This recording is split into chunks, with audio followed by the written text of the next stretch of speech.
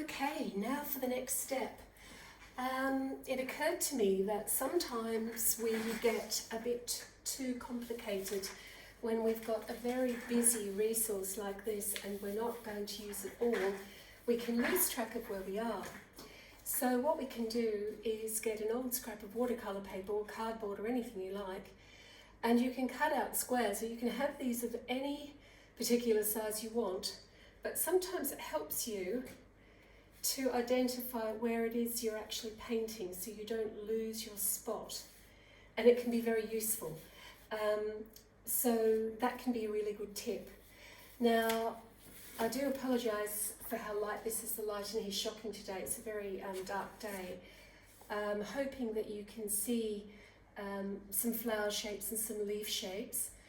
Now, rather than colouring in flowers, what we're going to do is colour around them. So in order to do that, what we need to do is to have our resource, which just helps us keep things nice and orderly. And I was looking for a clip that I usually have. I have absolutely no clue what I've done with them. They're undoubtedly here somewhere. So the next thing is to choose our brushes. Now for this I'm actually going to use, this is a Winsor & Newton pointed round number 3, and I also have a beautiful, this is actually a Jean Haynes brush made by Rosemary & Co in Britain. It's a sable, both of these are sables, and I'm going to use those mainly. This one will be used to lay the pigment down. This one will be kept clean and wet so I can bleed my pigment away. I'll show you what I mean. We'll just pop that over there. Now, the best way, of course, to find out if you've got a good brush is get it nice and wet, give it a flick, and what you should have are beautiful points at the end. So I want my number 10, this is, to stay nice and moist, but not too moist. It's got a big belly on it. It's sable. It will hold a lot of water. If you are using acrylics, they won't quite so much. And if you're using a mix, they can be super to come to grips with. So sometimes you can just wick a little bit of moisture out of the belly with your fingers. Alternatively, you can use it with a tissue or paper towel. So what we're going to do now is I'm going to just start. I've got some lovely dark areas. I want to preserve my whites. Now we could use masking fluid, we could use the gum arabic, but we're going to actually use this particular technique, which means that we're going to paint around. So I'm just going to pick up some of my beautiful quinacridone gold, and just for the heck of it, I've got a beautiful bud here, and remembering that buds are also curved, so I've got light coming from this direction.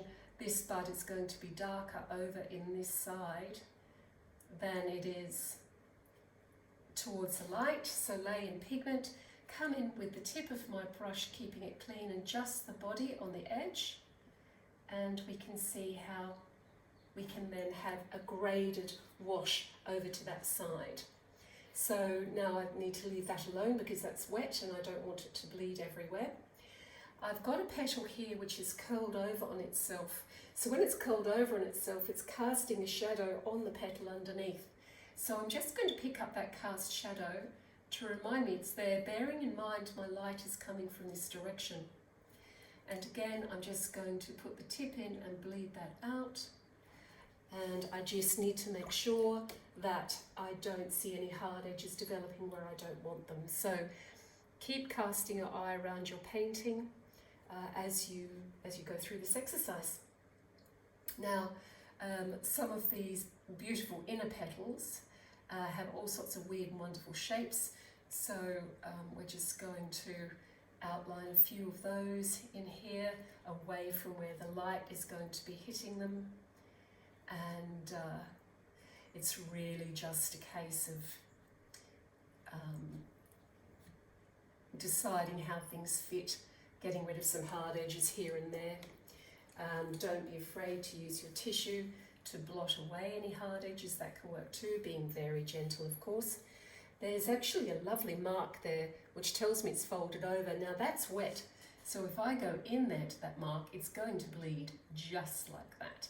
So when we make mistakes like that, get rid of it. Just take that out, run your brush over it again, oops, a daisy, and take that out. Okay, let's do a tiny little bit more. Now there's going to be foliage in and around these. This one I need to be able to use the darks I've already established. I'm just going to wiggle my brush a little bit to make some nice chaotic marks. Our brains will always try and make order out of chaos. And this is negative painting, so I'm now going around those petals. Oops, a daisy, picked up a bit too much pigment in there. And remembering that this is going to dry much, much lighter.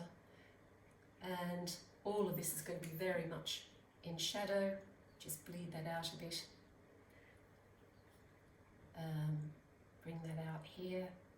Nice sort of wobbly lines. So if you've got a case of the shakes, this is perfect for you. Okay, and these little petals are going to have cast shadow on the larger petal below it, so we're just going to put that in there as well. What we don't want are hard lines like Kitty's drawings. Here's another bud. I'm just going to use the side that is furthest away from the light and bleed that rest in. So hopefully you get the drift. Have a ton of fun.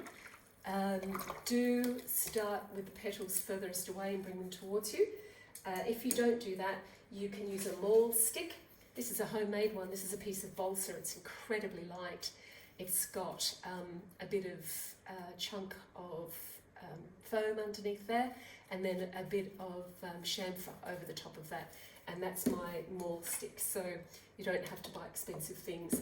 If I do want to go back up where I've painted up here, for instance, then I can just lean on my maul stick like so, and come up there like that. So I'm just going to leave that alone. Okay, over to you. Keep going as far as you want to, and get back to me when you're ready to take it next.